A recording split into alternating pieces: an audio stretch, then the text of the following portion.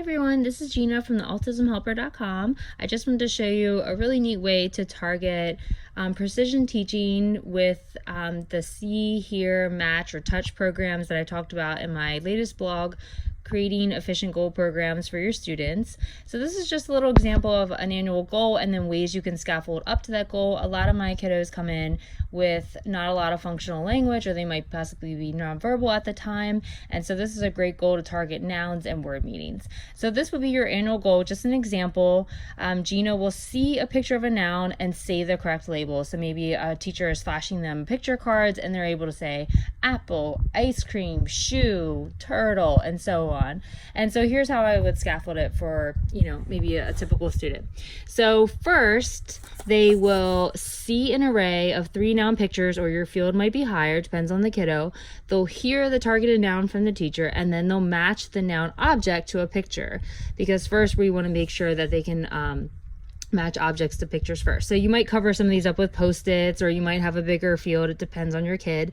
And then so the teacher will show the pictures, obviously, and say match crab, and then the student will take the crab and match it to crab. They might say it, they may not be good there quite yet, that's okay.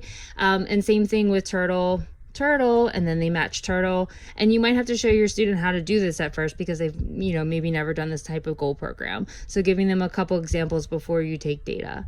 The next way you would want to scaffold it, or you could scaffold it, is that they will see an array of 3 pictures, hear the targeted noun, and then match a noun picture to picture. So for example, in this one, teacher would say match shirt, and the student would pick the shirt and match the picture to picture. And then again, you might have to modify this if a student doesn't have these skills yet, and actually hand them the picture first and just practice matching. Another way, you'll say match shoe, and then they'll match the shoe. And again, you could cover up other pictures on here. You don't have to have a big array. Match jacket, and then they match jacket. And then the next scaffolding is that they'll see an array of 3 noun pictures, or your array, hear the targeted noun, and touch the targeted noun picture. So now I have these 3 pictures out. The teacher will say touch fish, and they'll touch fish. Touch french fries, touch french fries. And again, you might have to teach your student how to do this a few times and show them, and then do it with different pictures. And then last was our annual goal. They'll see a picture of a noun and they'll say the noun, or maybe it's a sound approximation at this point, depending on your kiddo.